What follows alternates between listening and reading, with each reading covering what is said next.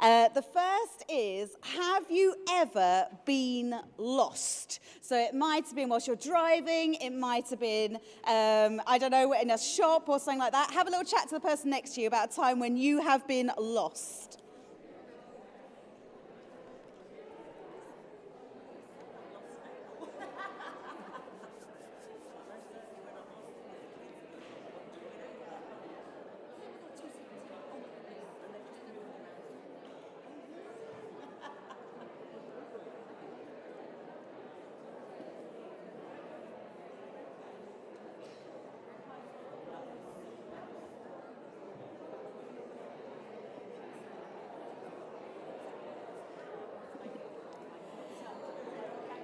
And we'll just begin to draw those conversations to a close.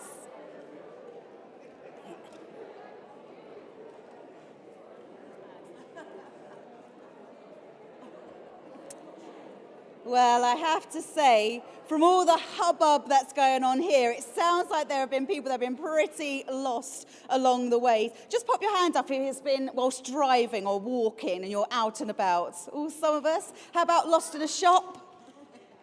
How about more deeply, you just feel lost in life? Is that kind of some of us? I'll put my hand up for that one. Absolutely. So being lost. Now, I have to admit something here. I am absolutely terrible at directions. Absolutely awful. In fact, I don't know whether Ken's here yet. He might be coming a bit later. But Ken and Ketia and myself, we were doing some work in Cheltenham over the summer for New Wine. And I have my sat-nav. If I did not have my sat-nav, I don't know where I'd be. Well, I do know where I'd be. I'd be lost. That's pretty much where I'd be. But even following a sat-nav, I can get myself lost. And they were in the car with me, and if you've ever been to Cheltenham, you'll notice that there are an awful lot of roundabouts and an awful lot of roadworks. And every roundabout looks identical. And I got to one point, I'd been going to and from the venue that we were at, and this was maybe day 4 out of 5. I'd done the same route every single morning and every single evening. But I got to this particular roundabout, and I turned to Ketia and said, Ketia, I'm lost. I've lost the travel lodge. And she went, it's there. And it was literally, it was as big as that window. It was just right beside it. I managed to lose something that was right beside me. I don't have that inbuilt navigation system. There are some people who just go, oh, I think you need to head in that direction, maybe left a bit and right a bit. See, I've even done wrong left. I can't even tell my left from my right either. So if you go to different directions, people would know where they're going, but I just don't have it. And the worst place you can put me is inside a maze. I hate mazes. And when I was doing primary school teaching, we used to take the kids to the maze, and I always used to go up to the ladder and stand at the top. And that's what I used to do. And I was very good at directing people who were inside the maze. I was just useless when I got in there myself.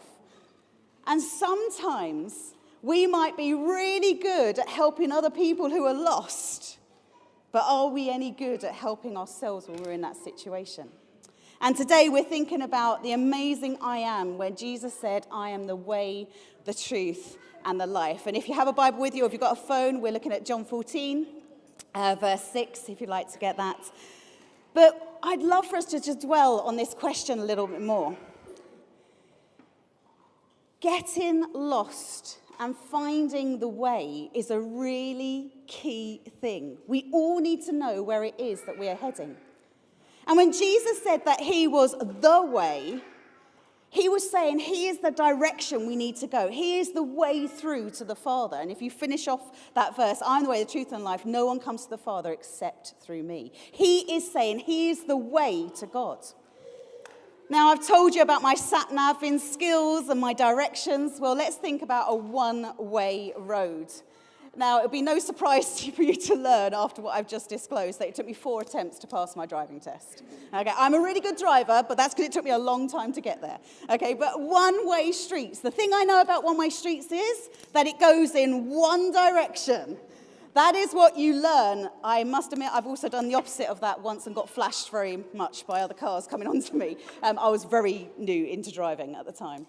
And a one-way street goes all in one direction, doesn't it? But what I also know about one-way streets is that any vehicle can go down it.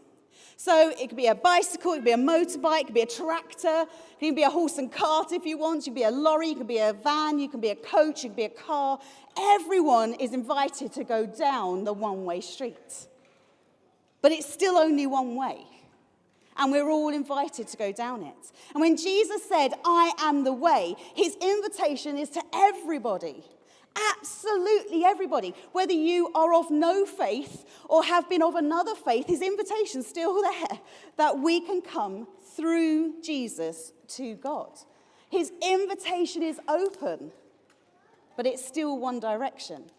And Krish Kandiah calls it this. He calls God let me get it right. I need to get it the right way. Inclusive exclusivity. Everyone's included, but there's still only one way. We are all invited to follow Jesus, the way. And some people have a hiccup with that. Some people go, wait a minute. What do you mean Jesus is the only way to God? Can't it be through other things? Can't we get to God other ways? Can't I work really hard and follow the right rules and do things that way? Can't I have a faith in another God and still get to God? Jesus says, I am the way. He is the way to the Father. And the reason why he is the way is because if you look at John 14, verse 6, you'll see that John 14, verse 6 comes directly after Jesus has washed the disciples' feet. He has told them that one of them is going to betray them.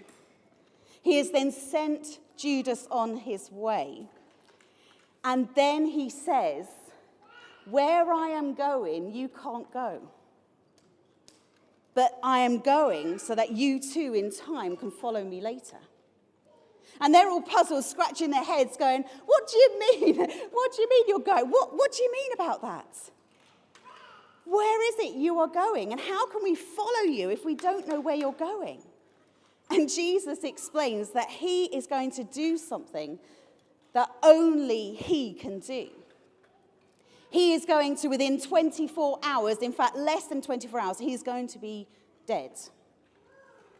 That next day, he is going to the cross. And only he can do that, because only he is the one who's never sinned. Only he is the one who is God's son. Only he is the one who has spent his entire life showing the world what the Father looks like through what he's done. Only he is the way.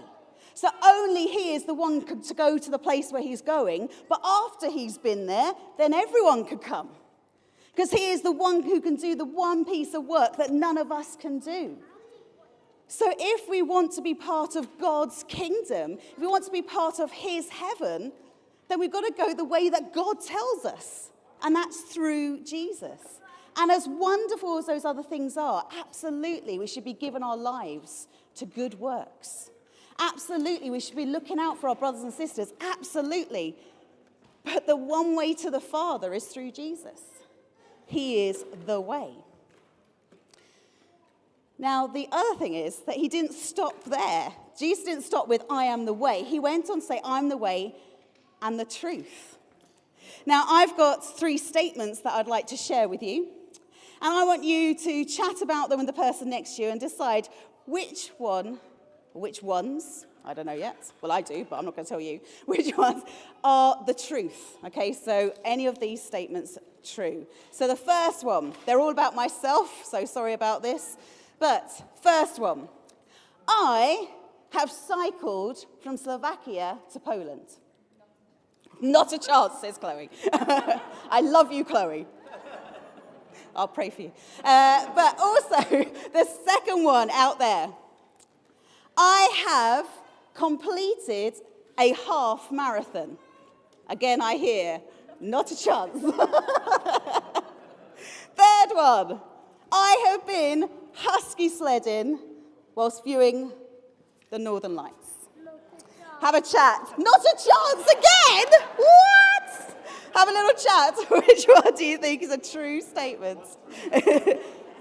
Who knows?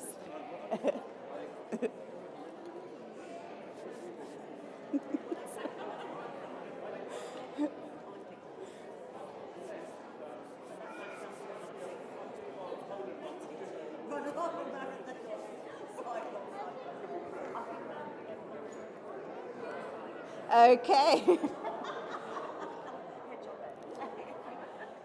So which statement, or statements, who knows, are true?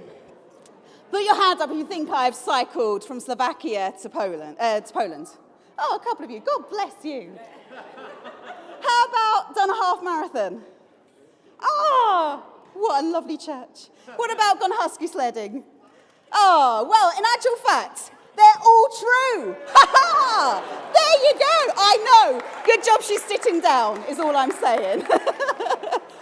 But I'm now going to reveal a little bit more. So I have cycled from Bulgaria to Slovakia. But it might have been a half-truth. It's totally true. But I crossed the border. It was 1 mile of flat land. There you go. You thought that, did you? Yeah, there you go. But I have crossed the border by cycling. I have done a half marathon. But I walked every single step of the way, I have to say. But when I got to the end of it, I was doing it for charity. And obviously half marathon, we all know, is 13 miles. I got to the end of the 13 miles and I thought, oh, just in case I've got it wrong, just in case I didn't quite add up all those miles properly, I'll do an extra mile. So I actually did 14 miles, and my brother and sister-in-law were with me, and they were like, you sure? I'm just like, yes, I've got to do an extra mile just in case. So I did 14. And then we went husky sledding. It was a wonderful trip, highly recommend it, when we were in Finland. So all those three things are truths. But some of them, you need a little bit more, don't you? Like a half-truth. That if you all thought it was just to cross a border between Bulgaria and Poland, you might have put your hand up and thought, yeah, she'll do that. Jude might do 1 mile. If I told you I'd walked the marathon, you might have been like, yeah, okay, I can see that. And if I told you about the Huskies, well, that's pretty fun and kind of guess that one to be right. Thing is, when Jesus said that he is the truth, some of us fall into those categories there. Some of us think it's a half-truth. Oh, he might be the truth, but is he really? I'll half believe it. I'll keep one foot in that camp, but I'll keep another foot in another too. But he says, I'm the truth.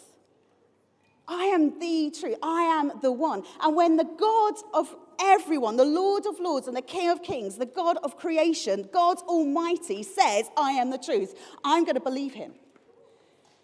Because I don't believe that he could, and I know from Scripture he could not tell a lie. So therefore, if he says he's the truth, then I believe he's the truth. The thing is, not everyone believes truths. It doesn't make them less of a truth. When he says he is the truth, are we all in? Or do we want to kind of half believe it? And there are some people who think, yes, Jesus, I know you are the truth, but I better work really hard just in case. I better really pour myself out completely just in case, Lord. And he's like, no, I'm the truth. No one comes to the Father except through me. I didn't say you also need to almost break yourself with following me. You just need to believe. That's the truth. And some of us go the extra mile. Some of us really try extra hard and try and go a bit further, trying to push. Well, God, is it really true for me, though? It might be true for everyone else that you forgive sinners and you forgive people who do the wrong thing, but you know just how bad I've been. So it might be right for everyone else, but it's not right for me. It's like, no, I'm the truth. I'm the truth. I am all you need. That's it. Nothing extra. Or do we sit back and say, yes, Lord, I believe that you are the truth? And as I was prepping this and as I was praying over this I am this week, I kept getting the feeling, and it might be just me, but I'm trusting that it's God. But I kept getting the feeling that there are some people who are believing lies about themselves. That something's been said over you that you have held on to and you now believe as a truth. Now, there are two things about truths. One is they either are true or they're not true. That's the first thing about truths. And the second thing is that we either believe it or we don't. But we can fall into the trap of believing something that's not true. We can also fall into the trap of making that become more of a truth to us than the truth himself. So if that is you, if you have had lies said over you, I'd love us today to spend time just breaking those lies down, releasing you from those, and actually saying, believe in the truth. The truth is that Jesus died and rose again for you. He loves you completely and utterly and has promised to never leave your side. He has promised to always be with you, and that in him you are righteous before God. That's the way of it. That's what the way means. We can't get to God because we are not God. We are not perfect. The only way we can get to God is through Jesus, who has made us be able to stand before God because of what Jesus has done. So the only way to God is through Jesus. All we're asked to do is to follow him and believe him. So he is the truth. And the last thing to say is that he is the life as well. Now, when we talk about life, just to put it out there, spoiler alert, I have said it already, within 24 hours, Jesus died of saying that. We know, don't we, that when he's talking about he is the life, he's talking about a new life. He is talking about a new start and a life with God. And for followers, those who believe in Jesus, the way, the truth, and the life, they know that they're just about to start or have started or continuing to journey along that way where God is with them and that they have entered into the kingdom. But sometimes we get messed up in our heads. When we say yes to Jesus, we think that's a future thing.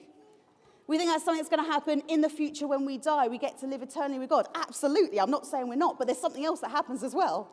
Not only do we become part of the kingdom when we say yes to God, the kingdom becomes part of us right now when we say yes to God. And so we are doing both and at the same time. So that's why he is the life, because he gives us a new life right now, a life in his kingdom, doing his kingdom work, seeing his glory right now. And we get to be part of that. So my challenge for you today is, are you a little bit like lost in a maze, not knowing the right direction to go? In which case, follow the one direction of the way, the truth, and the life. Or are you standing at the top of a ladder looking down over the maze and directing other people? Number one, do you need to be directed and think that's the way to Jesus? Or if you already know Jesus, and I know that there are loads of people here that do, then can we direct others to him? How can we do that to show others that he is the way, the truth, and life? And are there things that we're holding on to, lies that have been said about us that are that aren't true and are no longer going to be holding us back? So I'd like to invite the band to come up, please, if you're willing and able. Thank you. And we're just going to spend some time now thinking about Jesus, the way, the truth, and the life. And I just encourage you, if you're comfortable to do so, just to close your eyes and open your arms, maybe on your lap, just like you're receiving a gift from God. It's just a symbol, nothing special or holy, just an outward sign.